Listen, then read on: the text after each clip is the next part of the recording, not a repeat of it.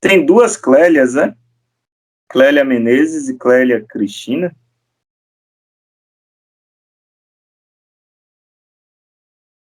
Não, professor, é porque às vezes eu entro pelo computador e pelo celular também. Agora mesmo eu estou com os dois. Saiu aí. Vê se você acha. Cristina Menezes. Gente, me avisem, vocês que têm noção da turma. As turmas aqui na Pitágoras normalmente são um número de quantas pessoas? Mais ou menos.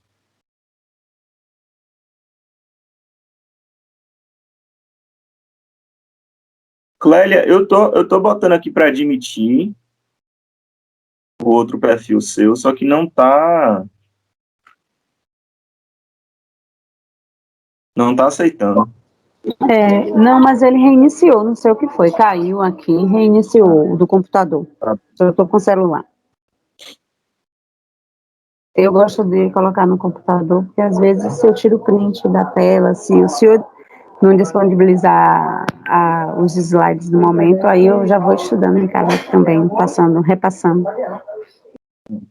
Essa aula eu já tenho slide para disponibilizar e tenho também um PDFzinho, um livro para a gente poder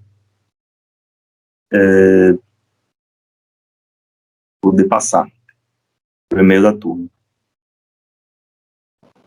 Ok. Nice, o e-mail da turma, quem tem é Nice. E é bom colocar lá no grupo Nice, para todos terem acesso.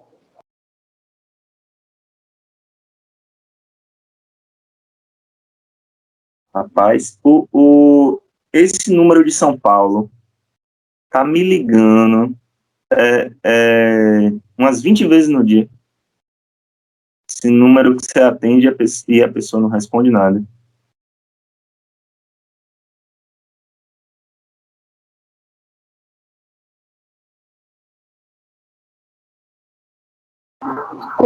Ligam para mim, mas o meu já cai como spam, eu nem atendo. Vou fazer isso. Hoje, inclusive, e porque para advogado o telefonema é problema, né? Então o coração já sobressalta, já é um cliente, já é alguém querendo cobrar alguma coisa. Deveria ser ao contrário, né? Deveria eu achar que é alguém querendo me contratar. Eu já acho que é algum cliente cobrando alguma coisa. E aí, quando toca, eu já, aí quando eu olho é São Paulo lá. Tá bom.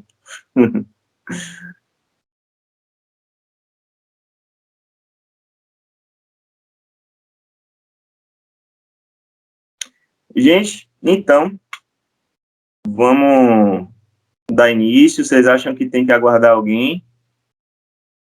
Ou não? Professor? Diga. Me tira uma dúvida. Eu tô com... O senhor vai dar também sobre crimes ambientais na sua disciplina? Olha, essa para mim é uma disciplina que eu não tenho um curso elaborado, né? Então, eu vou estar desenvolvendo o curso e expondo para vocês. Então, eu tenho um conhecimento de direito ambiental, mas eu não tenho um curso pronto, né? Outras disciplinas já têm um curso pronto, mas essa não. Eu fico no aguardo ainda da ementa, né? Eu gosto bastante de seguir a ementa do curso. E eu estou utilizando como base biográfica. Na minha época, eu utilizei o Edis Milaré, só que eu não encontrei o PDF do Edis Milaré, então eu não posso eles não vão ter acesso à biblioteca, não vão ter acesso a um local para ter a obra.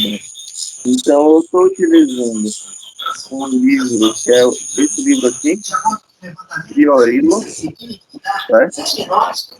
E eu estou utilizando que é chamado Paula Fonte. Professor, tem algum áudio aí aberto? Vamos tampar os áudios. O Carlos já entrou, né? Certo. Então, vai ter, sim, um momento de crimes ambientais, né?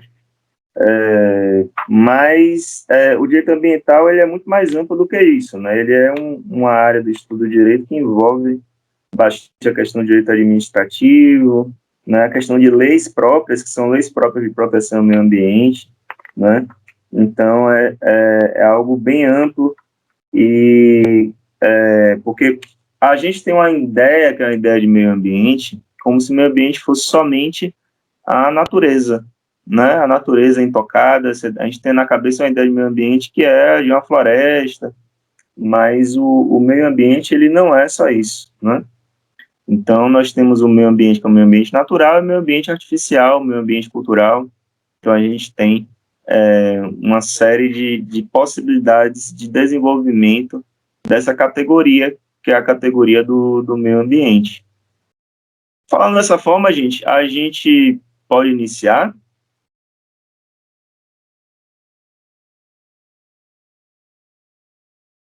Sim ou não? Alguém me ajude.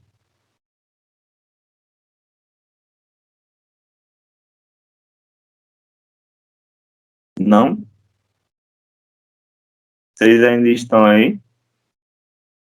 Estamos. Sim, professor. Professor, eu acho que Ninguém as pessoas mais indicadas para ninguém escrever só o não som quer se seriam os líderes, né? pronunciar. Sabe a quantidade de colegas que tem no grupo que estão realmente frequentando. Então pode iniciar, é só isso. Bom, aí a gente toca o barco. Aqui agora abriu, foi todo mundo de uma vez só e falou.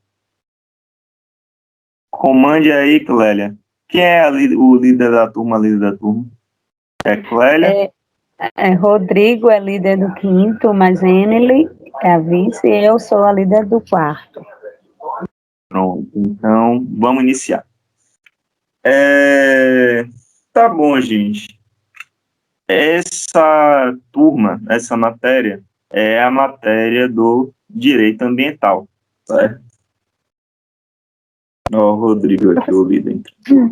Professor, no AVA, tem um plano de ensino.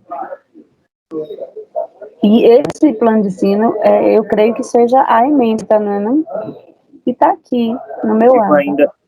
Gente, eu cometi esse equívoco, eu não me cadastrei ainda, a coordenação me mandou o link para me cadastrar, mas eu ainda não parei e fiz isso.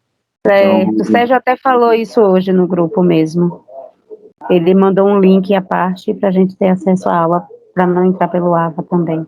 Eu ainda não estou cadastrado. Ele me mandou uma mensagem, só que eu ainda não cliquei, não fui atrás para ver como é que ele me mandou, parece que tem que cadastrar um e-mail, alguma coisa assim. Mas a princípio eu estou habilitado no AVA. Certo.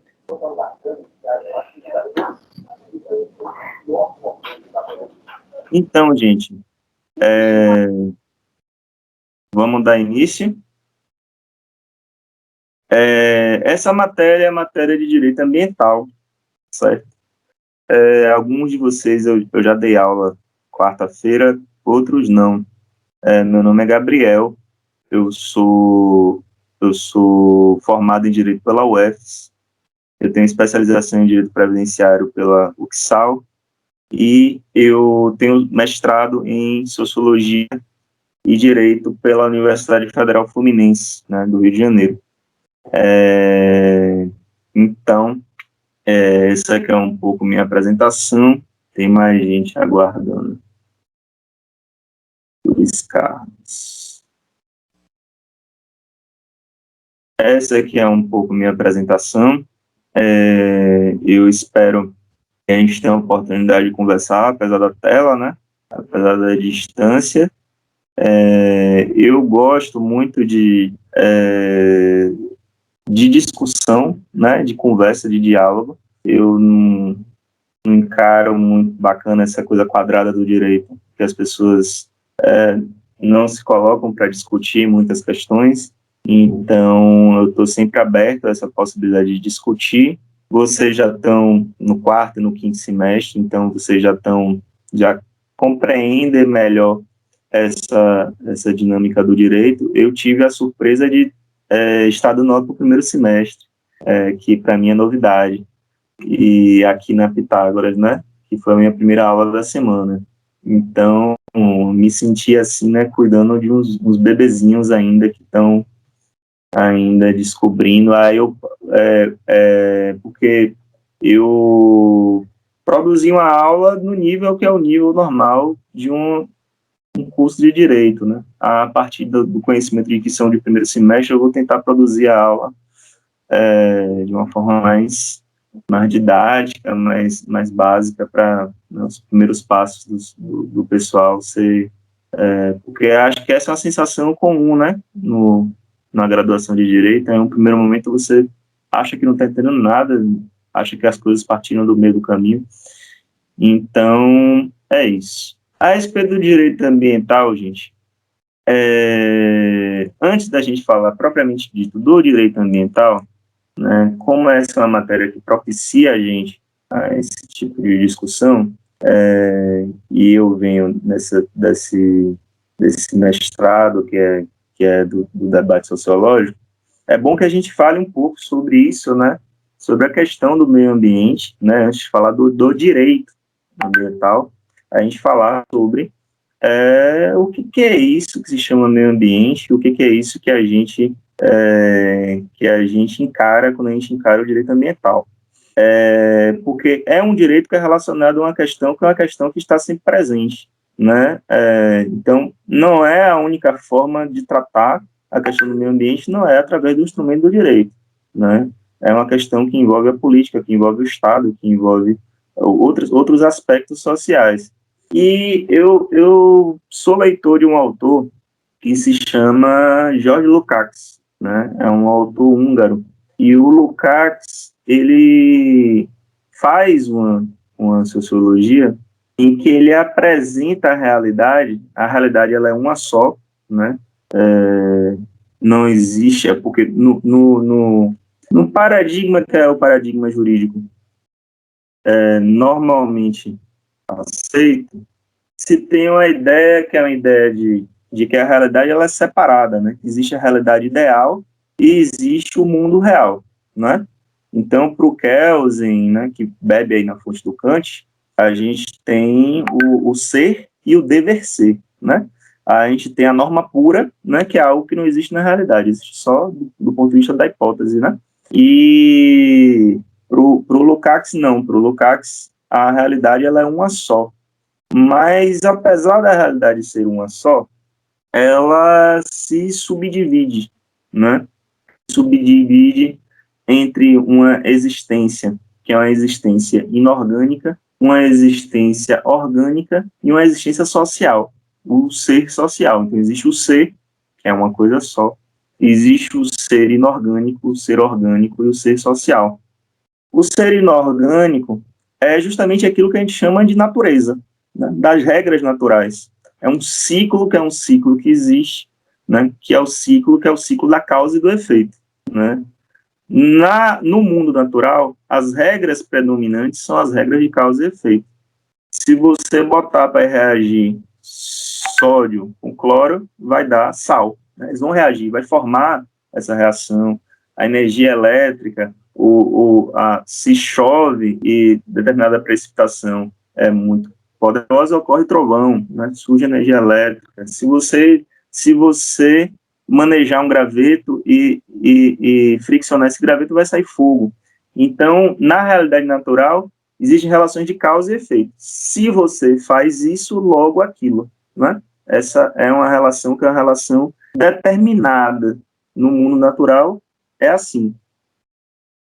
E vai chegando gente. Vamos lá. No mundo natural é assim. As regras naturais, elas são dessa forma.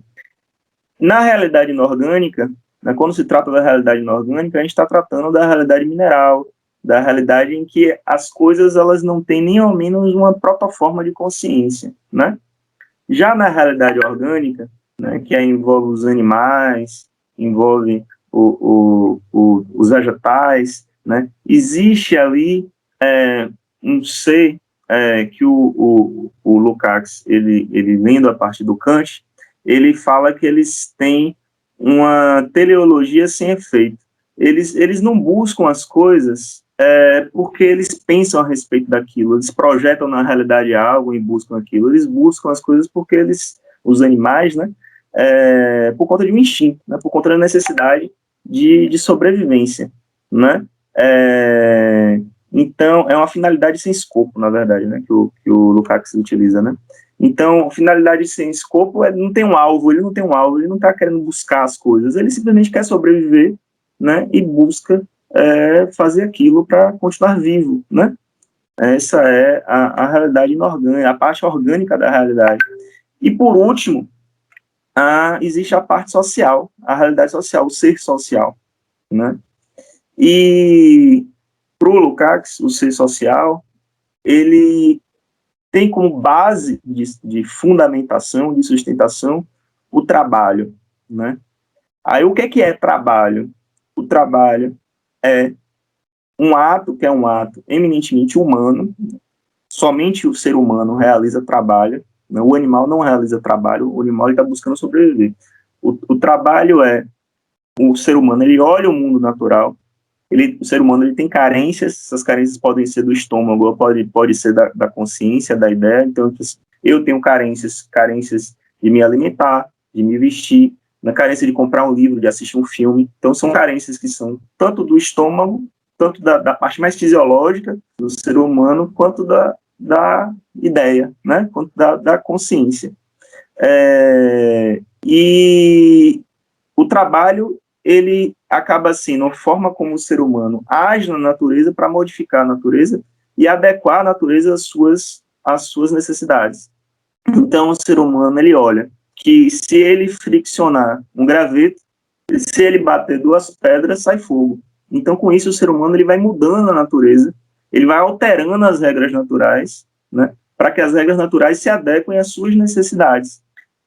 E isso, a longo prazo, vai gerando as transformações do ser social, vai gerando a construção social. Então, a construção social, a princípio primitiva, ela é dessa forma, né? Depois é necessária uma cooperativação maior do trabalho, o ser humano ele começa a achar, por exemplo, que ele pode caçar um mamute, né? Então, uma parte vai usar a lança, a outra parte vai fazer uma armadilha, a outra parte vai derrubar a árvore em cima do mamute. Então, há uma divisão social do trabalho, essa divisão social do trabalho faz com que haja trabalho intelectual e trabalho braçal. Quando existe trabalho intelectual e trabalho braçal, um manda, o outro obedece. Existe um que manda, outro que obedece, surge a propriedade, né? Existe na propriedade, existe o Estado para proteger a propriedade. Então, a realidade social ela vai cada vez mais se complexificando, mas sempre tendo como base o trabalho. Porque sem trabalho, o trabalho ele é ineliminável, né? Sem trabalho, não existe realidade social. Se todas as pessoas pararem de trabalhar hoje, amanhã acaba a sociedade humana, né? Então, toda a minha realidade, que é a minha realidade natural física, ela foi produzida pelas mãos humanas, ela foi produzida pelo trabalho humano, em que o ser humano ele projeta sobre o mundo natural uma ideia anterior que ele tem, um projeto que ele tem, ele coloca isso sobre o mundo, transforma as regras naturais para que elas sejam apropriadas humanamente. Então, isso é um pouco a base do que é o ser social, e isso diz muito a respeito do que é o meio ambiente, né? Por quê? Se o ser humano, ele projeta no mundo, ele tem uma ideia, e ele projeta sobre o mundo essa ideia, ele realiza trabalho, ele faz do mundo um objeto da sua consciência. Ele se afasta da realidade natural e torna ela um objeto. E isso tem um significado que é o significado que o homem olha a natureza de uma forma distanciada. Apesar do homem fazer parte da natureza, porque o homem, ao mesmo tempo, ele é um ser, ele é um ser inorgânico, orgânico e social. A gente é inorgânico porque nós temos células de carbono, nós temos átomos de carbono, de oxigênio, nós temos atos de causa e efeito químicos e físicos que ocorrem no nosso corpo ao mesmo tempo, nós somos uma existência orgânica, porque nós temos necessidades orgânicas, né? Então, nós temos necessidade de comer, nós temos necessidade fisiológicas, né, de ir ao banheiro, necessidade de fazer ato sexual, então, né, até para poder reproduzir a realidade humana. E nós temos necessidades sociais. Então, o ser humano, ele é o único ser que ele está, ao mesmo tempo, nas três realidades. Dito isso, cada vez mais as necessidades, que são as necessidades mais animais do homem, elas são socializadas, né? Então, por exemplo, comer, que é uma necessidade animal, né? Todo animal também precisa comer, cada vez mais vai se tornando socializado, vai ter que ter garfos, vai ter que ter um talher, vai ter que ter um restaurante para você comer, vai ter que ter uma música para você ouvir, né? Ir ao banheiro, né? O animal vai na natureza e realiza o seu ato. Né? A gente não, a gente precisa ter uma privada, né? Uma privada aquecida, né? Então a gente constantemente altera a natureza, só que essa alteração, ela parte de uma ótica que é uma ótica de que a realidade ela é linear. As coisas chegam até a gente faz o consumo disso daí, e depois essas coisas somem do nosso mundo social. Essas coisas são escondidas, né? Então, eu compro um computador, esse computador ele chega para mim, eu utilizo ele como objeto para eu trabalhar, para eu fazer aquilo que eu quiser, passa 5, 10 anos ele comigo, depois eu vou jogar ele no lixo e ele vai ficar em um lugar escondido, um lugar do ser social em que eu não estou enxergando. Só que essa ótica, que é uma ótica linear da coisa, ela mascara a realidade, porque, na verdade, não há uma linearidade, é algo circular. Aquilo que foi produzido, que eu consumi, que se tornou lixo, vai ficar lá. Então, há um círculo nesse processo, que é um círculo que não é visto pelo ser humano. E ele não é visto justamente porque essa questão, que é a questão central, de que o trabalho faz com que a natureza seja objeto do homem, faz com que o homem fique alienado em relação à natureza. O homem considera, o ser humano, quando eu falo homem é uma mulher, o homem ele considera que ele não faz parte da natureza, que a natureza é algo externo a ele e que ele utiliza para as suas necessidades, né, que são as necessidades humanas. Então, essa grande questão é a grande questão que faz com que propicia com que, no limite, o homem destrua a natureza, né? O homem, ele realize processos que são processos destrutivos para a natureza, e quando são processos destrutivos para a natureza, são processos destrutivos para ele mesmo, porque, como nós vimos, o homem, de verdade, ele faz parte da natureza, ele integra a realidade orgânica também, e inorgânica também, ele precisa daquilo ali também. Se essa realidade inorgânica não estiver equilibrada, ele também vai sofrer com isso, certo? Então, como o ser social ele vai se complexificando, ele vai ficando cada vez mais elaborado, né? Começa a surgir o entendimento de que é necessário haver uma estrutura de proteção ao meio ambiente, que é uma estrutura de proteção partindo do Estado Democrático de Direito e etc. Esse é o primeiro ponto, né? Inclusive, essa visão, que é essa visão de que o homem ele integra a natureza, é o que dá origem à teoria, que é a teoria que analisa essas questões, que é a ecologia. O que é ecologia? Logia é estudo, e eco é casa, é o estudo da sua casa, né? Porque, de verdade, a casa do homem é a natureza em que ele vive. Então, essa aqui é um pouco a nossa abertura de discussão. Se vocês estiverem interessados em falar, em participar, abram o microfone e falem um pouco antes que a gente comece a entrar no direito ambiental propriamente dito. Quem tem interesse em falar alguma coisa, em apontar alguma questão para a gente fazer uma conversa?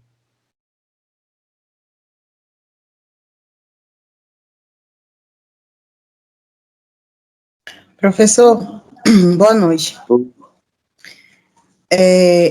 Boa noite aos colegas também. Eu achei muito interessante quando o senhor falou que o homem não se considera uma parte da natureza, desta forma ele cria processos que acabam destruindo a natureza. Eu nunca tinha pensado por essa perspectiva, e quando a gente para analisar, realmente, a gente tem atitudes com a natureza quais mostram que a gente esquece realmente que faz parte da nossa natureza, a gente destrói e não percebe que ao destruir a natureza, a gente acaba destruindo também uma parte nossa. Eu achei isso extremamente interessante, nunca tinha feito uma análise por esse lado, mas eu achei bem legal ver nessa direção, nesse sentido. Reparem no que está acontecendo agora. Nós temos a nossa realidade social, que é toda constituída, né? Trabalho, salário, compra e venda de trabalho, Estado, justiça, executivo, legislativo, a gente construiu tudo isso. E nós temos o ser, que é o ser mais básico, é o ser mais simples da realidade natural, que é o vírus, que está abalando toda a nossa realidade social. E aí, nisso, a gente se dá conta o quanto que, na verdade, as coisas estão interligadas, mas a gente acha que não, a gente acha que a gente construiu uma realidade social que está apartada do restante do mundo natural, né? Alguém mais quer falar?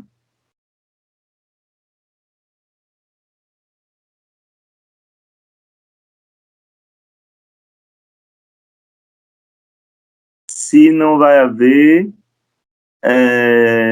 então vamos seguir, tá bom? Tá. Então, o que é então, direito ambiental, certo? Existe uma discussão, né, que esse autor, que é o Paulo Afonso, ele faz, que é a diferença entre direito ambiental e direito do meio ambiente. Porque os autores portugueses, a respeito do ambientalismo, eles falam que direito ambiental, direito do meio ambiente, na verdade, é uma redundância. Por quê? Porque ambiente já é meio. Então, meio ambiente é o ambiente do ambiente, né? Então, deixa eu ler aqui o Paulo Afonso Leme Machado, eu estou utilizando só o primeiro nome do autor, é o autor que eu vou disponibilizar para vocês por e-mail. Então, os autores portugueses consideram que não dá para utilizar o termo meio ambiente, porque o termo meio ambiente, na verdade, é uma duplicação da mesma coisa, como sair para fora ou entrar para dentro, né? Dito isso, aqui no Brasil, os primeiros autores que vão trabalhar a questão da nomenclatura, eles vão utilizar o termo direito ecológico, né, que vai ser o Sérgio Ferraz, em 1972, e o Diego Figueiredo, em 1975. Para o Ferraz, né, e aí são conceituações aproximadas, o Ferraz ele vai falar o seguinte, que o direito ambiental é o conjunto de técnicas, regras e instrumentos jurídicos organicamente estruturados para assegurar um comportamento que não atente contra a sanidade mínima do meio ambiente, tá? O Figueiredo, olha como é parecido, entende o direito ambiental como um conjunto de técnicas, regras e instrumentos jurídicos sistematizados e informados por princípios apropriados que tenham por fim a disciplina do comportamento relacionado ao meio ambiente. O homem, como a gente está falando desde o começo, ele necessariamente tem que fazer uma interlocução com a natureza. Se o homem não troca com a natureza, se o homem não realiza uma troca em relação ao meio ambiente, o homem ele vai deixar de existir, né? Existe um processo que é um processo destrutivo, de destruição, de desequilíbrio desse meio ambiente, então uma parcela do Estado é estruturada e normatizada para que seja feita a proteção ao meio ambiente. Uma parte do Estado construída, estruturada, sistematizada. Olha, os princípios são esses, os instrumentos são os instrumentos legais para a proteção do meio ambiente, são esses, né? Então, isso tudo vai ser desenvolvido justamente, como a gente falou, o ser social ele vai se tornando cada vez mais complexo. Então, olhando ao redor e olhando que está gerando problemas até para a realidade social, são problemas que devêm da destruição do meio ambiente, uma parte do Estado vai ser organizado e percebam o quanto que isso é recente, né? 1900, aqui, pelo menos no Brasil, 1972, 75. Então, não tem 50 anos que esse problema se tornou algo tão importante para o ser social que foi necessário a produção de um direito. Agora, fora do Brasil, a gente tem um autor, que é um autor francês, eu não sei falar francês, Prieur, né? Aqui se fosse em sertanejês, seria Prieur, né? Prieur, mas em francês é Prieur. Ele vai dizer o seguinte: o direito do ambiente, né, e aí ele já muda a nomenclatura, então as nomenclaturas vão ser várias: direito do meio ambiente, direito ambiental, direito do ambiente, direito ecológico, né? Então haverá uma gradação, né, de que cada autor vai utilizar um nome diferente até que se chegue mais ou menos em um consenso em torno do direito ambiental, né? O direito do ambiente, constituído por um conjunto de regras jurídicas relativas à proteção da natureza e à luta contra as poluições. Aqui ele coloca a natureza, né, em oposição a isso que é a destruição da natureza, que ele chama aqui de poluições. Ele se define, portanto, em primeiro lugar, pelo seu objeto. A definição do direito ambiental, ela se dá em cima do objeto, que é o objeto do direito ambiental, que é justamente a proteção à natureza, certo? Mas, então, é um direito que tem um objetivo. É um objetivo por quê? De acordo com o Prieur, nosso ambiente está ameaçado, o direito deve poder vir em seu socorro, imaginando sistemas de prevenção ou de reparação adaptados à melhor defesa contra as agressões da sociedade moderna. O que é incrível, né? Por quê? O Estado moderno é criado, esse Estado é complexificado, essa realidade social ela vai sendo cada vez mais desenvolvida, em produções cada vez mais refinadas, né? Então, hoje a gente produz celular que é feito com minérios que são retirados da Bolívia, ou retirados, enfim, que são retirados da Bolívia, depois produzidos na China, depois vêm para a nossa mão, né? Só que o próprio Estado moderno, que gera o problema, né, acaba criando dentro dele uma parcela dele mesmo para prevenir esse problema que foi criado por ele mesmo. Enfim, as agressões que são promovidas pela sociedade moderna, pelo Estado moderno, pelo desenvolvimento desse Estado, que a gente chama de Estado democrático de direito, e aí esse próprio Estado cria uma parcela dele mesmo, que é o direito ambiental, para a proteção ao meio ambiente, né? Outro autor, agora um autor argentino, que é o Prigetti, diz o seguinte, e esse daqui eu gostei, até estava em espanhol, eu traduzi aqui para vocês. O direito ambiental tem por objeto o estudo das relações do homem com a natureza, certo? E aí percebam, para mim, que sou um estudioso das relações de trabalho, isso daqui é fenomenal, né? Porque não é só o direito do trabalho que vai regular qual é a relação do homem com a natureza. A relação do homem com a natureza é a relação de transformação do homem, de atividade do homem perante a natureza, transformando-a para servir aos seus interesses, é o trabalho. Só que não é só o trabalho, o direito do trabalho, que vai ser um instrumento jurídico para regular, para intermediar como que essa relação vai se dar, mas também o direito ambiental. Genial, né? O direito ambiental, ele vai trabalhar essa intermediação do homem com a natureza. Então, essa intermediação, ela é destrutiva? Se ela é destrutiva, a gente tem que fazer alguma coisa. O nosso ato, que é o nosso ato de consumo, que é o ato de realização da necessidade humana, esse ato de consumo, ele tem que ser equilibrado. Como é que ele vai ser equilibrado? Com isso daí a gente constrói os arcabouços, né, que são os arcabouços institucionais, visando essa proteção, né? Então tá, o direito ambiental tem por objeto o estudo das relações do homem com a natureza, e nesse sentido é possível que supere as puras obrigações pessoais e ainda o princípio dos direitos reais. A gente vai dar uma pausa depois para voltar para isso daqui. Segundo o qual existe, em relação aos bens, uma obrigação passivamente universal de respeitar seu titular de domínio. Pausa aqui. Vocês já tiveram direitos reais? Vocês já tiveram direito contratual, direito dos contratos? Vocês já tiveram, não foi? Agora, é a matéria da agora desse semestre. Pronto. Contratos, né? Ou reais? Contratos. Tá. Repare no seguinte. De novo, para mim é genial. Essa conceituação do Piaget, muito boa. Qual é a estruturação básica do direito civil, que é justamente a base do Estado moderno, também, né? Voltando aí, né, pro Prier, que falou que essa coisa da sociedade moderna e tal. Então, a base do Estado moderno é o direito civil, né? Começa ali o direito civil, o direito que todos são iguais perante a lei, a isonomia, todos podem ser proprietários, né? Antes só quem podia ser proprietário era o rei, inclusive o nome direitos reais vem disso, porque só o rei era proprietário, então eram direitos reais, então depois quando vira o direito civil, o nome é direitos reais, então é o direito do rei, da res, da coisa. O direito civil, ele tem como base estrutural 3 relações, né?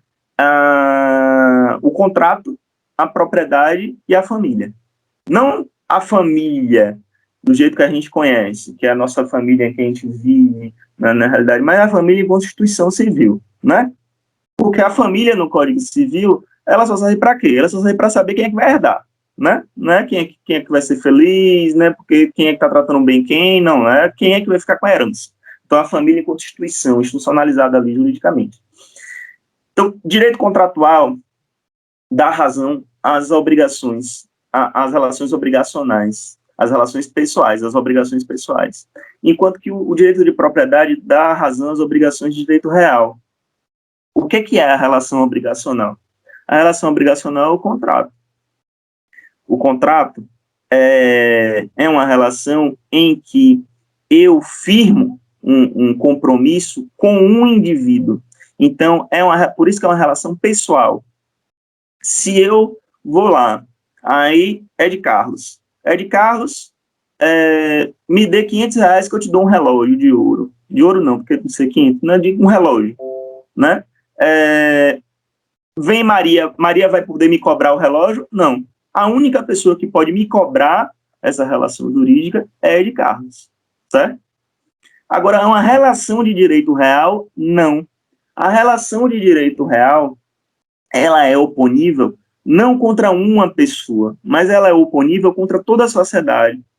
Se eu sou proprietário desta casa, eu não posso chegar em casa e estar Ed Carlos dormindo no meu sofá. Eu falo, opa, meu amigo, você está fazendo o que aqui? Né? Não.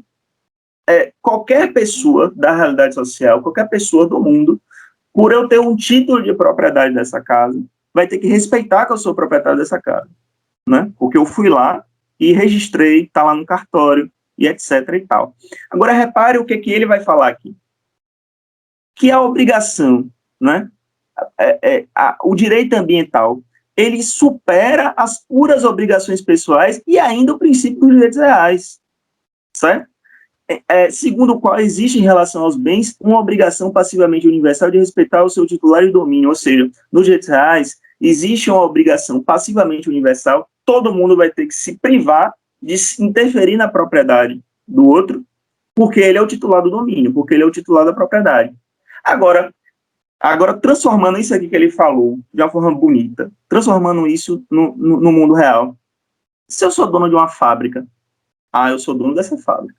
E aí a fábrica está jogando dejetos que está contaminando o rio da cidade, a água da cidade, em que todas as pessoas estão morrendo por conta dessa contaminação, dessa poluição.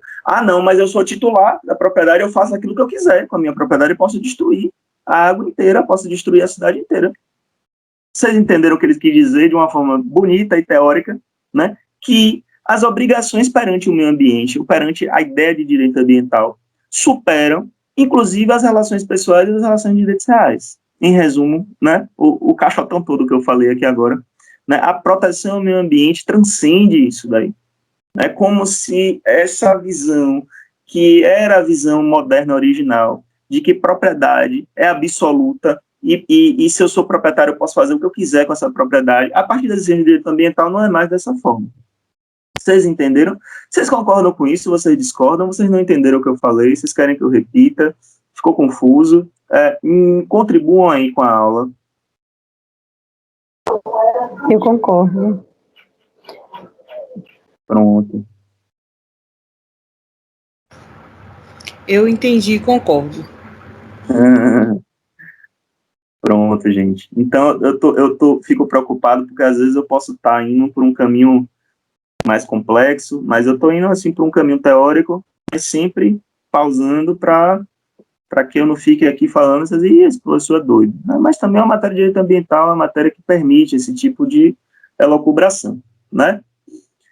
Dito isso, gente, é importante que a gente compreenda o seguinte: o direito ambiental, ele integra, né, aí voltando, né, essa complexificação histórica, esse desenvolvimento em que o ser social vai se tornando cada vez mais complexo, o Estado vai se tornando cada vez mais complexo, né? Então, até colocando a conceituação do PRIJET de uma forma em perspectiva mais histórica, é bom que a gente compreenda o seguinte, né? Que, inclusive, dentro daquela perspectiva, que é a perspectiva das dimensões dos direitos, né? A perspectiva de que existe a primeira dimensão de direitos fundamentais, a segunda dimensão de direitos fundamentais e a terceira dimensão de direitos fundamentais. Vamos lá? Qual é a questão? O primeiro ponto, o primeiro passo da criação de direitos pelo Estado moderno, né, que veio ali com a Revolução Francesa, é a criação dos direitos individuais, né? Direitos civis e políticos, né? Aquela afirmação da liberdade e da igualdade, a liberdade, que é a liberdade de ser proprietário, né? Porque com o Estado moderno era isso, né? O direito de liberdade de ser proprietário. Se você fosse proprietário, você era cidadão. Se você não fosse proprietário, você não era cidadão, né? Aqui no Brasil, por exemplo, para você votar, de acordo com o Estado liberal brasileiro, que durou pouco tempo, para você votar, você tinha que ter 150 alqueires de mandioca. Então, a liberdade era a liberdade do proprietário, era a liberdade de se apropriar. E aí, até essa questão, gente, como que o direito ambiental ele acaba sendo interdisciplinar. A apropriação da natureza, se você for pensar de que o homem ele vai lá e se apropria dos seres naturais, se apropria da terra e etc. Essa apropriação, ela insere-se na ideia de direito civil, só que ela é uma relação com a natureza, né? Então, ali na Revolução Francesa, a gente tem a ideia da liberdade e da igualdade. A igualdade, por quê? Porque se compreendia que havia um princípio da isonomia. Esse princípio da isonomia era o princípio da isonomia formal, que afirmava que todos são iguais perante a lei. Eles derrubaram, a Revolução Francesa derrubou a monarquia, o monarca dizia o quê? Que ele era o enviado de Deus para mandar nas pessoas. Agora não. Agora, em um primeiro momento, eles se utilizam a ideia, que é a ideia de direito natural, de que todos os homens são naturalmente iguais, para derrubar o rei. Depois eles criam um código civil para dizer todos são iguais perante a lei. O Estado é que vai dizer que todos são iguais perante a lei. E o Estado, ele não vai poder intervir. Lógico, eles derrubaram o rei, o que é que o rei mais fazia? Intervir. O que é que o rei mais fazia? Pegar a pessoa e prender num calabouço. Pegar a pessoa e açoitar, colocar na fogueira, né? Habeas corpus não tinha, né? Então, para desmobilizar, para desconstruir essa forma de poder, a forma de poder nova ali com o surgimento do Estado moderno, era de que todos são iguais perante a lei e o Estado, só cabe ao Estado não interferir. O Estado, só cabe ao Estado organizar a polícia e a administração burocrática. A polícia para quê? Para proteger a propriedade, né? e a administração burocrática para ser o Estado, para regular o Estado, etc. O resto não existiu. O Estado ele não deve intervir. Como o Estado não deveria intervir, isso faz com que o trabalho, como nós estamos expondo, é o ser fundante da realidade humana, ele acabava sendo comprado e vendido de acordo com um contrato civil comum. Um contrato civil comum, de obrigações comuns, em que, se você recebia determinada quantia, você tinha que dar em troca determinadas horas de trabalho. Então, por exemplo, se você fosse contratado para trabalhar 20 horas por dia, você ia ter que trabalhar 20 horas por dia. Se você fosse contratado para trabalho infantil, um menino de 8 anos de idade, você podia botar um menino para trabalhar. E, inclusive, nessa época que havia a prática, que era a prática de utilizar crianças como bucha de chaminé, né? Então, as chaminés entupiam, aí pegavam o menino de 8 anos de idade, colocavam em torno dele umas esponjas e colocavam ele para escalar a chaminé, sair por debaixo e sair por cima, né? Aí pagava, né? Então, ou seja, o trabalho, ele se tornou uma mercadoria como outra qualquer, uma mercadoria que a gente compra e vende no mercado, como o arroz, como o macarrão, e etc. O que cabe o Estado? Além disso, como é que era a sociedade medieval? Na sociedade medieval existiam as guildas, e o trabalho era regulado pelas corporações de ofício. A pessoa ia lá, tinha um mestre que ensinava para ele a ser ferreiro, tinha um mestre dos madeireiros que ensinava o aprendiz a ser madeireiro. O Estado moderno vai destruir as guildas e vai dizer que cada indivíduo é um átomo, cada indivíduo que se vire, né? Então, como cada indivíduo que se vire, então não é permitido que se crie associações. As pessoas não poderiam, não vai haver o ser coletivo, só vai haver os indivíduos atomizados que vão ser iguais uns perante os outros, e o Estado, que é o Estado, o laissez-faire state, o Estado da abstenção, o Estado que não deve interferir, o Estado que não deve fazer nada, deixar com que as pessoas se virem e contratem entre si e façam aquilo que quiserem, certo?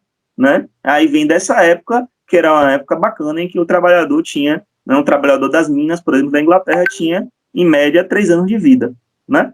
Então, esse período vai ser um período em que vai haver uma crescente expansão da miséria, né, e da morte, né? Então, um cara trabalhava num forno, que era um forno de tijolo. Ele trabalhava 16 horas por dia no forno de tijolos, e aí vem a energia elétrica, né, que faz com que trabalhe, inclusive, à noite, e ele poderia receber 16 centavos, ele recebia o dinheiro, que era o dinheiro suficiente para que ele pudesse comer e pudesse trabalhar no dia seguinte. Então, essa é que é a primeira estruturação, isso daí é que era o Estado moderno, né? Não o Estado democrático, para os nossos parâmetros não era democrático, né? Porque só podia votar quem fosse proprietário, quem não era proprietário não podia votar, né? Nós compreendemos outra forma, né, de democracia. Eu considero, inclusive, que eu individualmente diria que não era democracia ainda, né? Era uma coisa ali que derrubou o rei ali era mais autoritário ainda, mas enfim. A partir de 1848, vai ocorrer na Europa aquilo que se chama da Primavera dos Povos. A Primavera dos Povos. Depois a Revolução Francesa de 1789, então vem aí 60 anos, né, em que era esse modelo bacana, em que as pessoas morriam em 3 anos de trabalho, morriam nas minas, ou morriam em outros trabalhos que eram penosos, né? E além disso, tá, isso é interessantíssimo, porque um dos pressupostos dessa ideia, que é a ideia da liberdade, o cara está oferecendo 50 centavos a hora para trabalhar, mas o trabalhador trabalhou porque quis, porque aceitou. Aí, quando você vai ver as legislações da época, do período vitoriano na Inglaterra, as legislações eram assim, vinha o direito penal e dizia, quem for pego vagabundando, primeiro eles cercaram as terras, né? Isso aí a gente viu lá na história, cercaram as terras lá no ensino médio. Cercaram as terras comunais, expulsaram o povo da terra onde ele vivia há mais de 50 anos. A família dele vivia ali há séculos. Aí sai expulso das terras e veio para as cidades. Quando chegaram nas cidades, o Código Penal dizia o seguinte: quem for pego vadiando, vadiar é um crime. Quem for pego a primeira vez vadiando, arranca uma orelha. Quem for pego a segunda vez vadiando, é enforcado. Aí tá. Aí, ó, a escolha é: ou arrancam a sua orelha, ou você aceita um trabalho de 50 centavos a hora, né? É assim que é construído o Estado moderno. Inclusive, o período da Rainha Vitória foi um período em que se enforcou por vadiagem, 50 mil, 100 mil pessoas eram enforcadas porque não conseguiam cumprir essa legislação. Então, em 1848, é que vai surgir vai vir a Primavera dos Povos. E a reivindicação ali na Primavera dos Povos era justamente ter o sufrágio universal, todo mundo poder votar, e não só o proprietário, e a reivindicação de que existisse um gabinete do trabalho, ou um Ministério do Trabalho, que a gente chamaria hoje. Esse Ministério do Trabalho a manifestação vai acontecer, ele vai funcionar alguns meses, depois vai ser fechado e o cara que entrou lá para ser ministro do Trabalho também vai ser morto. Mas, e aí, na época, a grande liderança disso era o Louis Blanc, né? Só que isso daí, que é a Primavera dos Povos, é a primeira vez em que vai se surgir a ideia de direitos coletivos, ou de direitos de segunda dimensão, certo?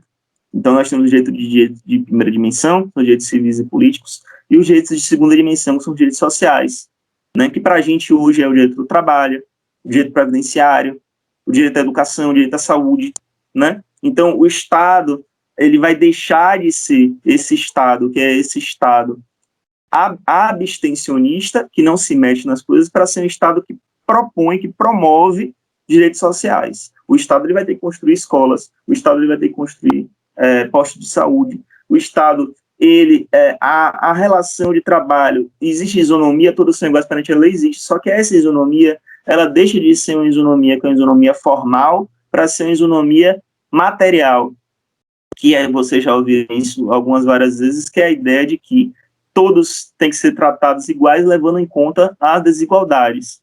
Então, como leva-se em conta as desigualdades, o direito do trabalho protege aquele que é o mais fraco da relação, o direito do consumidor protege aquele que é mais fraco da relação, e enfim.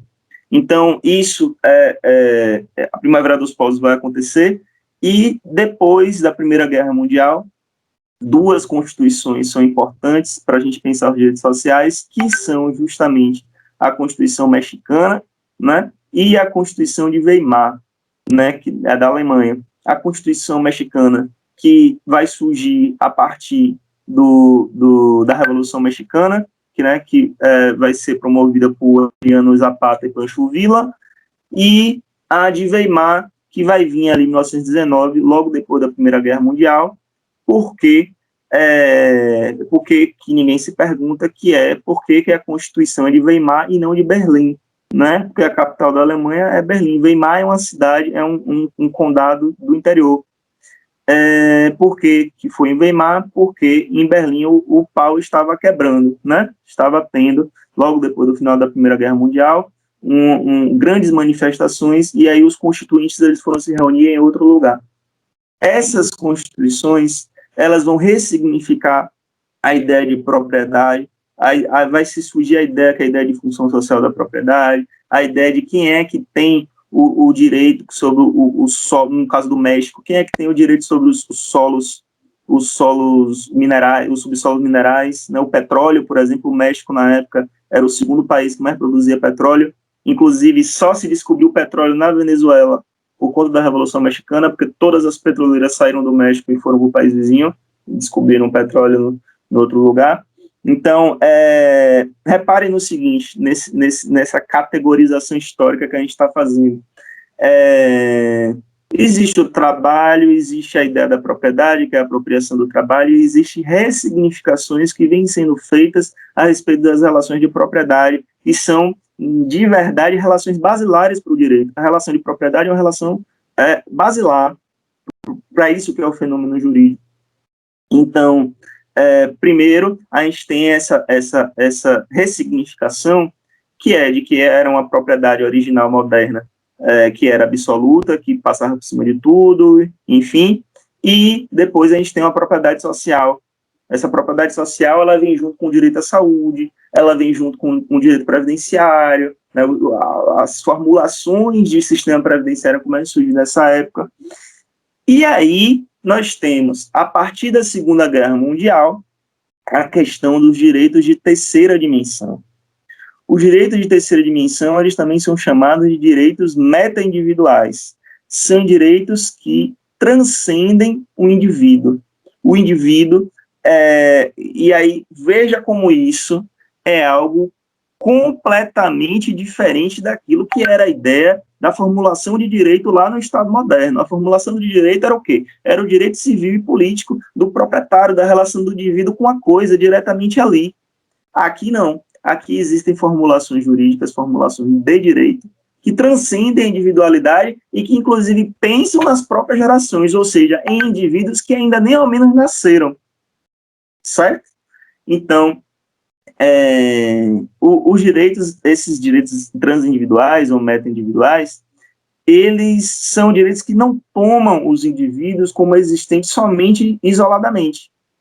E aí reparem naquilo que eu falei lá atrás, essa ideia de que a ideia alienada que o homem tem de que ele está separado da realidade natural, e existe outra ideia alienada, que é a ideia de que o homem entende que ele está separado dos outros homens, certo? Que ele está tomado isoladamente, individualmente, e que os direitos devem proteger somente a sua relação individual. Voltando, se amanhã o cara da mineradora que produz o meu celular, o cara que produz lá na refinaria a gasolina, deixar de ir trabalhar, eu não sou mais professor, né? Eu só sou professor porque existe uma realidade social em que as pessoas saem das suas casas, existe aqui uma realidade social em que eu estou utilizando um celular que foi produzido assim, existe uma realidade que eu estou utilizando a internet, que eu estou utilizando a energia. Então, apesar de, aparentemente, eu estar isolado, inclusive agora com a pandemia, aparentemente estarmos isolados do restante do mundo, nós estamos conectados com o restante do mundo. Nós só nos alimentamos porque alguém foi lá e produziu, né, na fazenda. Nós só nos vestimos porque alguém, o alfaiate, foi lá e fez, né, o blazer só fez a camisa social. Então, nós só tomamos banho porque alguém fez o encanamento para chegar até a nossa casa e tem alguém lá na adutora trabalhando para que não tenha nenhum problema com a distribuição de água. Então, essa parcela do direito, que é a parcela que trata a respeito dos direitos transindividuais, dos direitos meta-individuais, elas compreendem que o indivíduo, ele não está separado, compreende, mas vírgula, né? Porque também é uma parte bastante residual do Estado, né? Compreende que o indivíduo não está separado da natureza, que a natureza tem que ser protegida, e que o indivíduo ele não está separado dos outros indivíduos, e que é necessário que o Estado se preocupe com gerações futuras ou com direitos que transcendem a individualidade, certo? Então, por exemplo, o direito a um ar, que é um ar que não esteja poluído, o direito a uma água, que é uma água que não esteja poluída. Em algum momento, esse direito que eu tenho, que é de respirar um ar, que é um ar não poluído, ele pode entrar em confronto com o direito individual de uma pessoa, o direito de um proprietário, o direito do dono da fábrica de sabonetes. O dono da fábrica de sabonetes pode querer jogar a glicerina dele na água, e aí a minha propriedade é meu direito civil, individual, a propriedade é minha, eu faço o que eu quiser. Só que existem outros direitos, que são direitos que, inclusive, ressignificam esse direito de propriedade. Vixe, tem gente chegando agora na aula. Joá.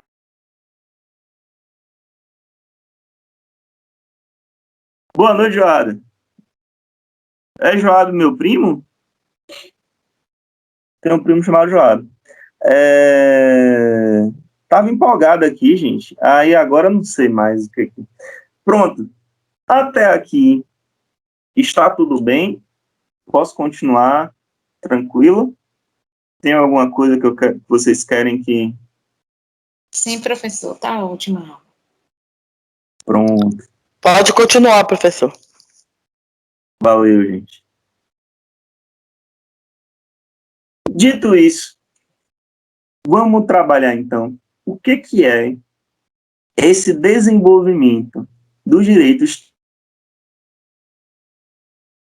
Terra Brasilis, nesse local abaixo dos trópicos, né, que nós vivemos. Em primeiro lugar, a primeira vez que aparece essa ideia, que é a ideia de direitos transindividuais, é com o surgimento da chamada ação popular, a lei da ação popular, que é a lei 4.717 de 65. E aí, de novo, a gente se depara com a proximidade histórica desse debate. É um debate de uns 60 anos para cá, né? Então, o que é a ação popular? A ação popular é um remédio constitucional. Eu posso ingressar com a ação popular quando um gestor, por exemplo, né? O gestor está roubando, mas aí eu não tenho direito individual, né? Ele não está roubando do meu bolso. Indiretamente, sim, mas diretamente, não. Não é algo que é propriedade minha, e aí é um direito individual meu que está sendo lesado. Mas é um direito coletivo, transindividual, que eu tenho, e eu posso ser parte interessada disso daí, tanto é que um dos requisitos para se ingressar com a ação popular é apresentar o título de eleitor, ou seja, comprovar que eu sou um cidadão, e como cidadão eu posso cobrar aquilo dali, e aí aquela lesão, que é aquela lesão ao patrimônio público, ela vai ser tratada juridicamente. E aí é fácil você pensar a respeito da lesão ao patrimônio público quando você pensa a respeito dela, que é justamente o superfaturamento de uma obra, o desvio de um dinheiro, tá. Só que repare na construção de que a lei de ação popular também fala que é ato lesivo, que merece tratamento da ação popular, também uma lesão ao meio ambiente, uma lesão ao patrimônio cultural, ou seja, é como se houvesse um igualamento, ou pelo menos uma certa similaridade, entre o bem público e o bem ambiental. O bem público, que é o bem público, o dinheiro público, ele pode ser parecido, de acordo com essa lei, com o bem ambiental ou com o bem cultural. Então, se tem um gestor, ou se tem alguém, né, que pode não ser o gestor, pode ser uma lesão que está partindo de um particular, que está gerando um dano a esse bem público cultural, então a gente pode entrar com ação popular, certo? Além disso, a gente tem também a Lei 6.938 de 1981, que vai criar a Política Nacional de Meio Ambiente, que vai ser uma lei que nós vamos analisar detidamente nas próximas aulas. Após isso, nós temos também a lei que vai criar a ação civil pública, a Lei 7347, que coloca à disposição da ação civil pública, está lá na lei, as lesões ao meio ambiente, ao consumidor, aos bens e direitos de valor artístico. A ação civil pública é outro remédio... Opa! A lei que você falou anterior foi a 4.000 e quanto? A da ação popular 4717. 47? 17. 17? 4717, né? Qual foi a outra? 65. A 73457. Você falou, né? A Política Nacional de Meio Ambiente é a 6938. 6938. Prontinho. Obrigado, professor. Pronto. E a da Ação Civil Pública, 7347. A Ação Civil Pública, ela é outro remédio constitucional, né? Não sei se eu vou conseguir falar todos de cabeça, mas quais são os remédios constitucionais? Mandado de segurança, aí pode ser mandado de segurança individual ou coletivo, ação popular, ação civil pública, habeas corpus, habeas data, e mandado de injunção. Se tiver faltando algum e alguém souber, me ajude, né? Então, o que são os remédios constitucionais, gente? São as ações que são instrumento para a defesa de direitos fundamentais. Elas estão todas ali no final do artigo 5º. O artigo 5º da Constituição ele vai enumerando os direitos fundamentais, né? Direito à propriedade, direito à liberdade, e ao final se enumera, nos incisos finais do artigo 5º, se enumera quais são os remédios constitucionais, ou seja, quais são as ações que podem ser utilizadas para a defesa do direito fundamental, certo? E aí, a ação civil pública, e aí, eu não vou falar isso não, vou falar, questão de concurso. A ação civil pública, ela é proposta primordialmente pelo Ministério Público, mas não só pelo Ministério Público. Então, se aparecer na sua prova de concurso, não pode falar isso em aula de graduação, né? Quem é mais que pode ser titular da ação de ação civil pública? Associações constituídas para aquele fim, com mais de 1 ano de existência, e, recentemente, também a jurisprudência passou a aceitar que a Defensoria Pública entre com a ação civil pública, certo? E aí isso gera uma briga institucional entre Ministério Público e Defensoria, porque o Ministério Público que é o titular, a Defensoria não pode, e aí tal, e aí os defensores brigam, e aí o Ministério Público quer que faça uma PEC para reafirmar que eles, somente eles podem, né? Então, e aí, o que significa isso, que é uma associação constituída para aquele fim? Por exemplo, existe a Associação de Proteção ao Meio Ambiente de Feira de Santana. Essa associação, ela tem lá no estatuto dela, visa questões relacionadas ao meio ambiente, questões relacionadas à Associação de Defesa do Consumo de Feira. Aí vem lá no começo do estatuto da associação.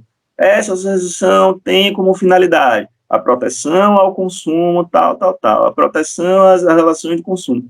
Então, isso daí é que vai habilitar que seja possível que essa pessoa jurídica seja parte autora da ação civil pública, né? Se existe uma lesão ao consumo, a Associação de Defesa do Consumo de Feira de Santana vai poder ingressar com essa ação. Se tem uma ação no meio ambiente que está lesando o meio ambiente, a Associação de Defesa do Meio Ambiente de Feira vai poder entrar com a ação civil pública, certo? Então, lá na lei da ação civil pública fala que ela vai servir processualmente para tratar das lesões ao meio ambiente, ao consumidor, aos bens e direitos de valor artístico. Repare na seguinte reflexão, que ambiente e direito do consumidor acabam aparecendo aqui como algo entrelaçado, né? E é isso. O nosso consumo, ele agride o meio ambiente. Não entendo, porque eu acho assim, que quando a gente pensa em relação de consumo, a gente pensa mais a respeito das relações de consumo por uma ótica civilista, né? Como uma ótica de defesa do seu direito individual. E aqui, nesse enquadramento, que é enquadramento dessa proteção aos direitos transindividuais, meta-individuais, a proteção ao consumo, ela vem sempre aparecendo como uma proteção a um bem coletivo, né? E aí até isso, a relação de consumo, ela se relaciona com a proteção ao meio ambiente, a gente tem que ter formas de consumo, que são formas de consumo equilibradas, etc. e tal. Ok. Por fim, e olhem como é interessante isso daqui, esse projeto de lei da ação civil pública, ele falava sobre a existência de direitos difusos e coletivos, certo? Só que foi vetado. Eu não anotei aqui, gente. Me ajudem aí, quem puder. Qual é o ano dessa lei, originariamente? Lei 73. Eu sei que é antes da Constituição. Barra o quê? Gabriel, 85. Certo? Então, a lei de 1985.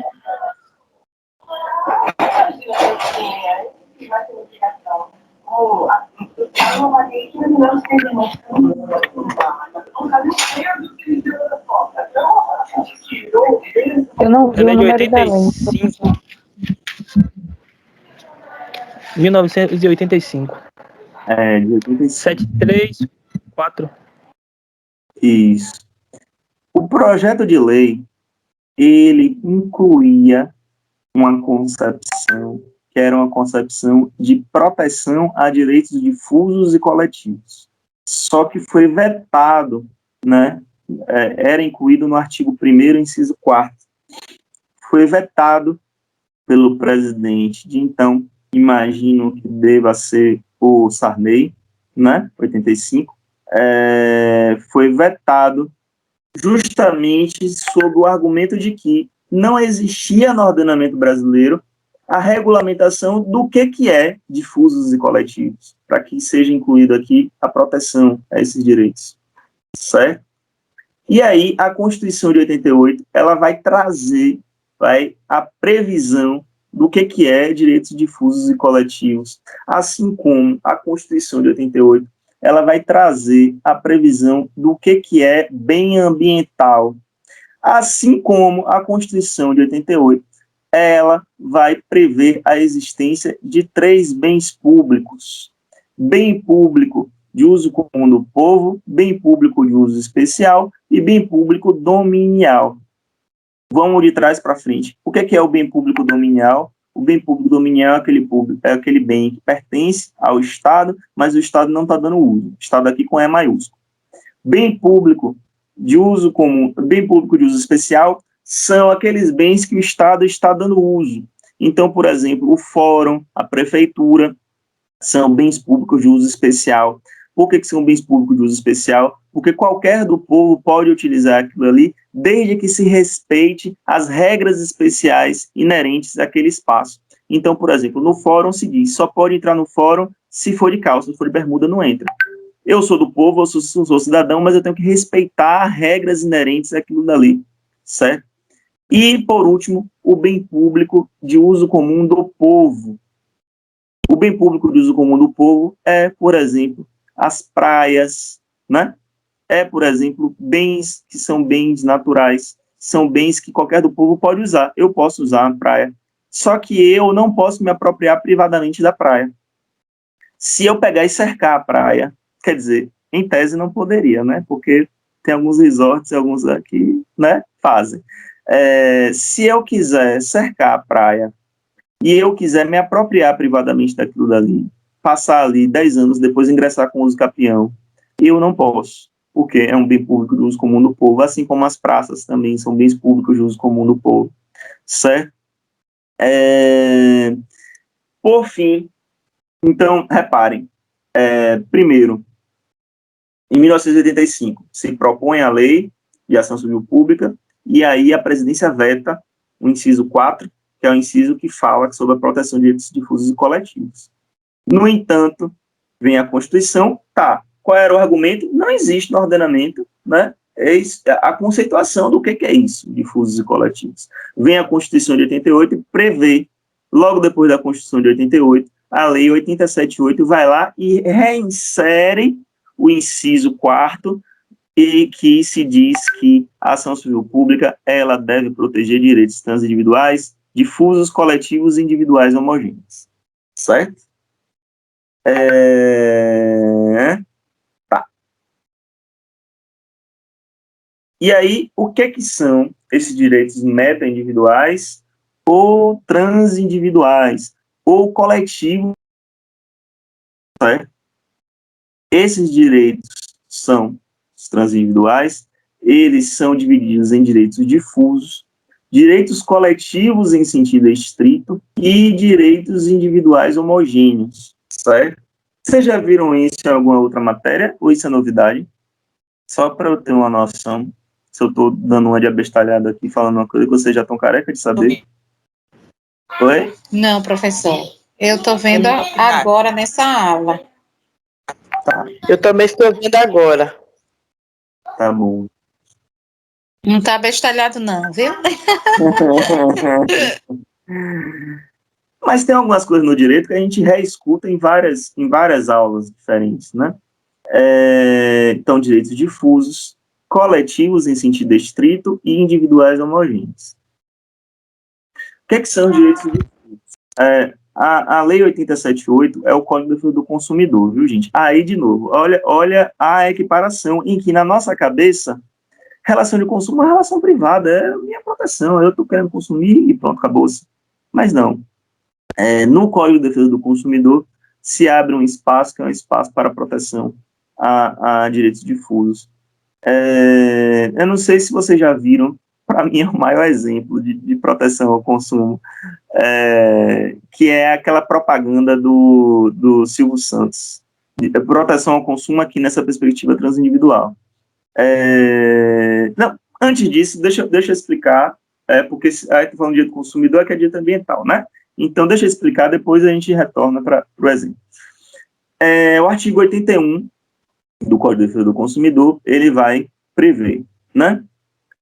A defesa dos interesses e direitos dos consumidores e das vítimas poderá ser exercida em juízo individualmente ou a título coletivo. A defesa coletiva será exercida quando se tratar de interesses ou direitos difusos, assim entendidos para efeito desse código, os transindividuais, de natureza indivisível, tendo um objeto indivisível e titularidade indeterminada, interligada por circunstância de fato. Tá, então bora um por um. Transindividuais. Qual é o significado de um direito ser transindividual? Certo? O significado é de que aquele direito, ele não pertence a nenhum indivíduo isoladamente. Vamos dar o exemplo aqui ambiental. Tem uma fábrica que está poluindo a atmosfera. A cidade tem 50 mil habitantes. Dona Maria mora perto da fábrica, aspirou o ar e pegou câncer. Dona Zefa não pegou nada. Seu Júlio também. Seu fulano pegou uma gripe. Enfim, a poluição, a chaminé da fábrica que está lançando toda aquela cidade, você não tem como individualizar, dizer assim, não, quem foi que sofreu a lesão? Sofreu a lesão Maria, Antônia, Joana e fulano. Então só eu poder ingressar com a ação para que o Estado sancione, puna essa fábrica porque ela está... Não, qualquer um daqueles dali vai poder... qualquer um, ao contrário. Nenhum daqueles dali vai poder ingressar com ação para reivindicar nenhum direito perante isso daí. Agora, se tiver uma associação de moradores do bairro tal, em que ela representa o direito de todos eles, ela pode ingressar com ação, pode ser uma ação civil pública. Ou, por exemplo, um cidadão, ele pode ingressar com ação que é uma ação popular para que aquela fábrica ali seja penalizada. E aí ele vai receber indenização? Não. Né? Não, a fábrica vai receber uma multa, vai receber uma obrigação de fazer, uma obrigação de instalar uma chaminé com uma chaminé tecnologicamente melhor para que não ocorra a poluição, certo? Inclusive, gente, para vocês verem como que isso interfere nos direitos reais, no direito de propriedade.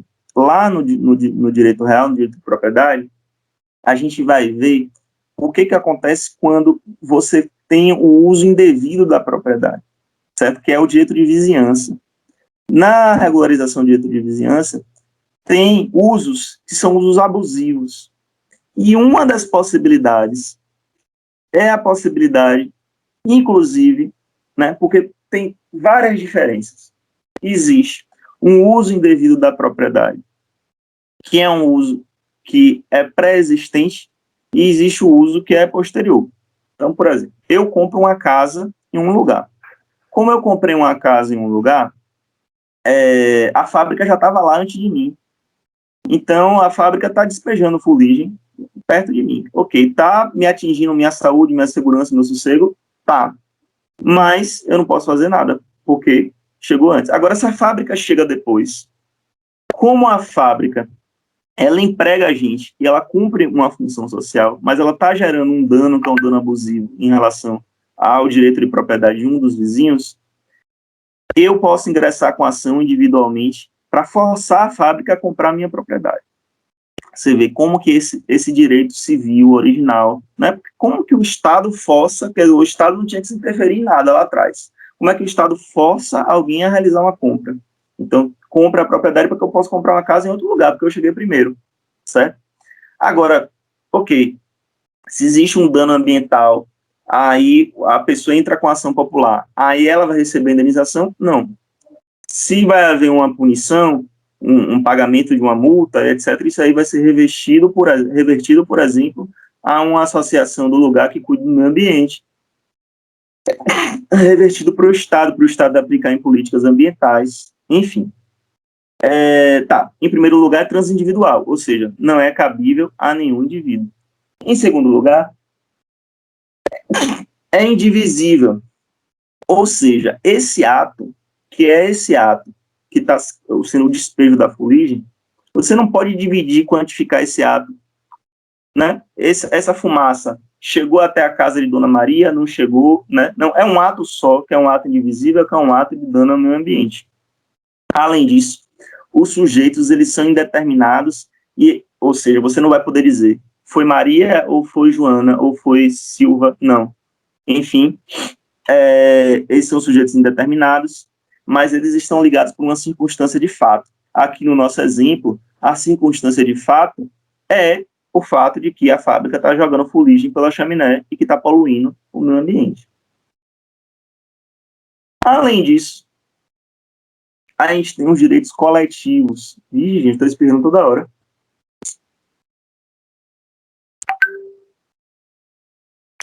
A gente tem os direitos coletivos em sentido estrito, porque os direitos transindividuais são coletivos em sentido amplo. Em sentido estrito, a gente tem direitos coletivos. São aqueles direitos que necessariamente terão que ser protegidos por um ser social, um ser coletivo, né? Uma associação de moradores, enfim. Aqui você vai poder determinar quem são os atingidos. Então, vamos lá.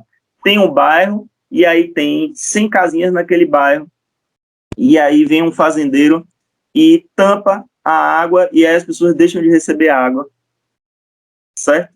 Ele faz um desvio para poder irrigar a terra dele, ou o fazendeiro... Aqui, como vamos dizer que seja possível determinar, são essas 50 casas aqui desse bairro, que são casas que serão atingidas por esse dano, por esse ato, que é um ato danoso que está sendo promovido pelo fazendeiro, que está jogando agrotóxico na água, ou que está levando a água para outro canto, enfim. Aqui ele está gerando um dano no ambiente, e esse dano está sendo determinado. Você está podendo separar aqui.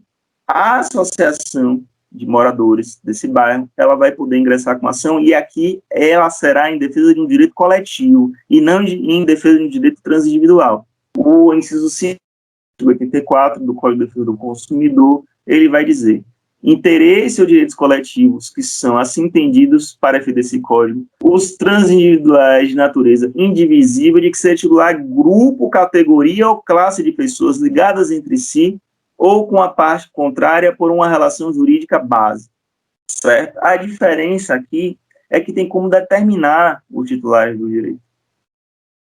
E, por último, enquanto direito transindividual,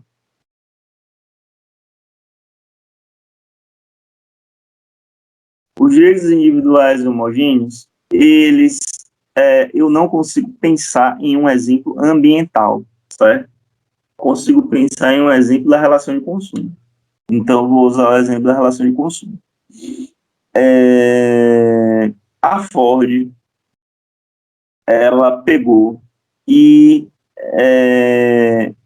vendeu o Ford Ka, né? Vendeu o Ford Ka, só que aí tinha um defeito no abridor do negócio do Ford Ka, em que pulava a mola e, enfim. Esse defeito vendeu aí 50 mil Ford Ka ao redor do país. Esse defeito, em João, cortou a mão dele. Em Lúcia, só é o defeito que está lá. Em Maria, cortou a mão dela e ela é pianista. E ela perdeu um concerto em que ela perdeu de tocar e perdeu 50 mil reais. Em Lucas, também não aconteceu nada. Ou seja, não é um ato só. Os outros é um ato só, né? O ato da poluição é um ato só que aí você não pode determinar que deve ser atingido. O ato do agricultor que joga agrotóxico também é um ato só. né? Esse é um ato fático. Aqui não, são vários atos distintos, só que é o mesmo. Ele é o mesmo ato que vem sendo repetido várias e várias vezes. E aí ele vai gerar danos que são danos diferentes para cada pessoa, certo? Aqui, nesse caso, diferentemente dos outros, os direitos, eles são divisíveis. Joana, que de ganhar 50 mil reais, ela tem um dano que é um dano completamente diferente. Vai poder se dar entrada em uma ação só? Sim. Uma associação de defesa do consumidor nacional, ela vai poder ingressar com uma ação. Eu, inclusive, tenho umas ações dessa. Umas ações que envolvem poupança. Né? Naquela época, o Sarney, o Collor, ele confiscou a poupança e depois não remunerou. E aí tem uma ação de execução que qualquer pessoa pode dar entrada contra o Bradesco, aí no caso era contra o Baneb ou contra a Caixa Econômica, ou contra o Baneb ou contra o Banco do Brasil. O Baneb foi comprado pelo Bradesco, então a ação é contra o Bradesco. Então, esse ato ele foi reproduzido várias e várias vezes, porque ao redor do país o governo não remunerou pela inflação correta quando devolveu a poupança para as pessoas.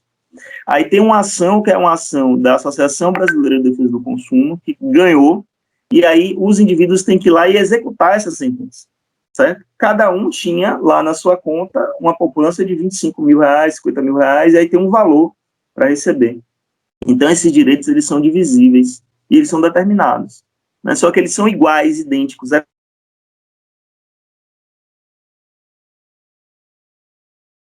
né, direitos que foram perdidos da mesma forma, né, envolvendo a mesma pessoa jurídica, no caso a Ford, né, o promovente disso daí é uma pessoa só, que vai figurar no polo passivo, né, da demanda.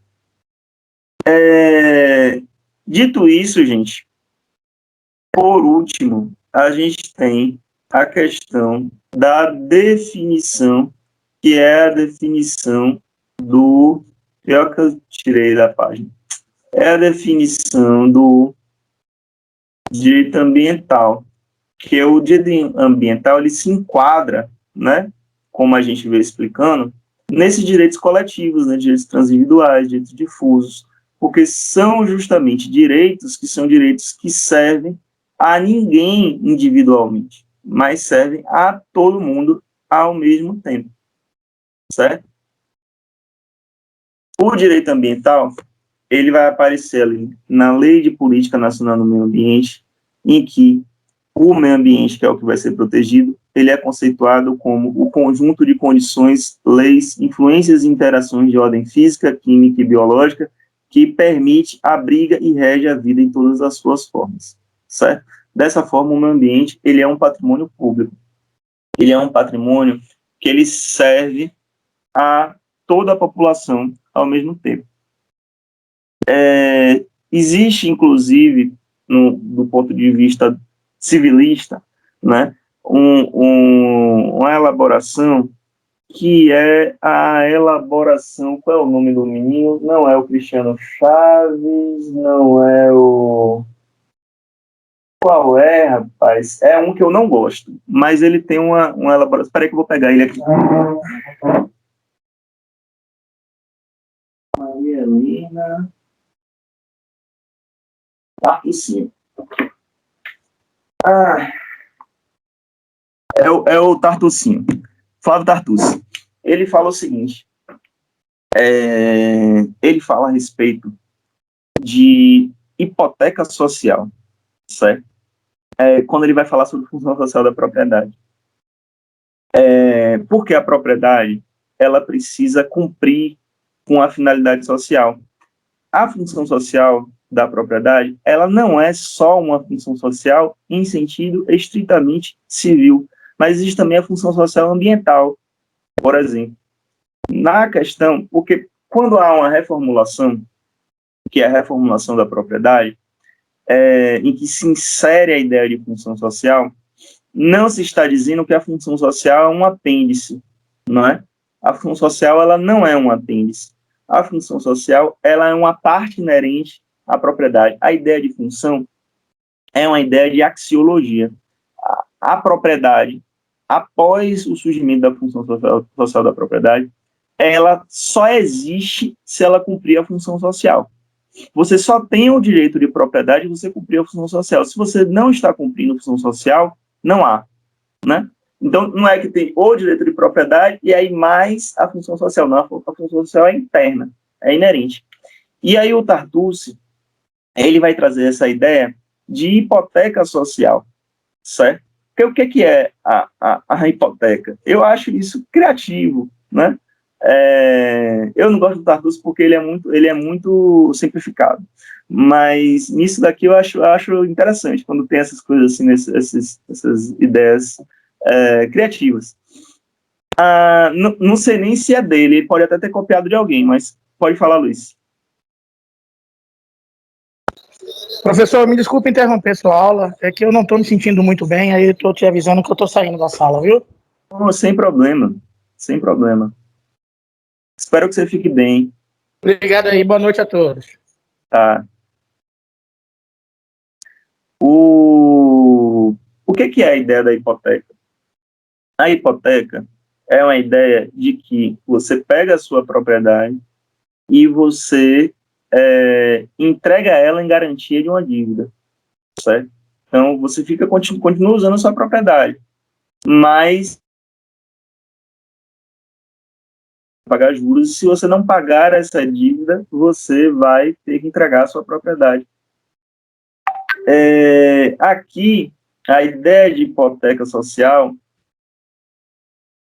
usando a sua propriedade, mas você tem uma dívida social, você tem que cumprir uma função social, você tem que cumprir. E o patrimônio ambiental, ela corresponde a uma relação que é uma relação parecida com essa. Os usos, né? Então, voltando para a ideia original não, porque a gente discutiu várias coisas hoje, mas a ideia de conceituação de direito ambiental como uma estruturação sistemática de instrumentos que servem à preservação, né, do meio ambiente, essa parte do ordenamento, e claro que o ordenamento jurídico ele é complexo, então ele é interrelacionado. Quando surge uma parte nova do ordenamento jurídico, ela acaba se relacionando com o restante. Essa parte do ordenamento, que é o direito ambiental, vai ressignificar o direito civil, né? E aí, como eu falei, pelo menos para mim, o direito civil ele é o eixo basilar, né, o eixo originário, assim, né, do direito que vem lá do Estado moderno. Então, esse direito ambiental, ele vai conceituar que e aí é o que é o mais interessante ainda. Reparem que é um patrimônio. O que é patrimônio? Patrimônio é propriedade. Então, e aí a gente retorna, porque mesmo sendo um direito, que é um direito que significa a propriedade, ele se utiliza, ele bebe de particularidades que são particularidades do direito de propriedade e afirma a existência do meio ambiente, que a natureza não tem nada a ver com a relação humana. A natureza está aí existindo, se reproduzindo, e aí a gente cria o direito civil, e depois a gente fala, olha, a natureza é um patrimônio.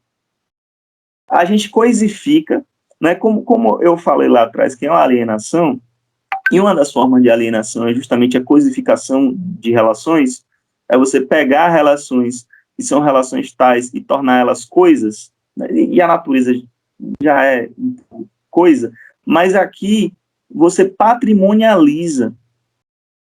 E aí a inversão. Relações são relações humanas. No direito civil a gente coisifica, e relações são relações entre coisas, que são relações naturais, aqui a gente está patrimonializando.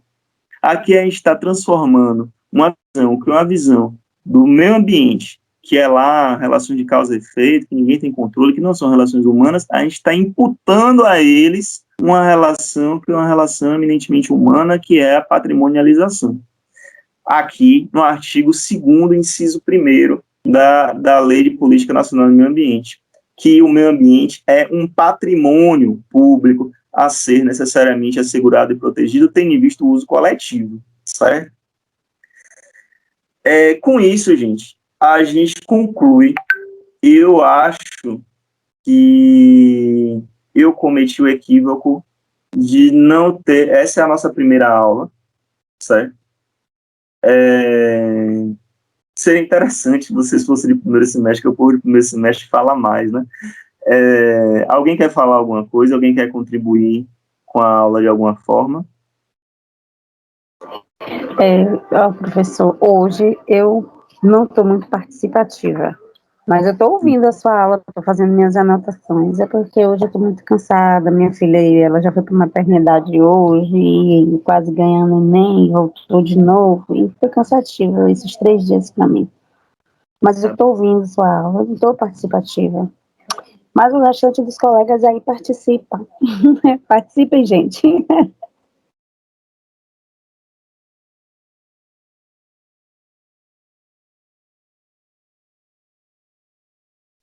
Eu digo mesmo dela, professor. Estou aqui fazendo anotações, estou participando. Eu e Clélia, a gente é muito falante, viu?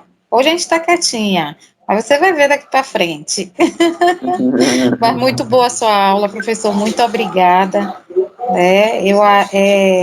Todo semestre temos o prazer de ganhar professores como você e outros professores que conhecemos agora nesse semestre, e só tem a agregar no nossos estudos e no nosso crescimento profissional. Então, fico muito grata por ser sua aluna, né? E com fé em Deus a gente vai estar em uma sala de aula, né, professor?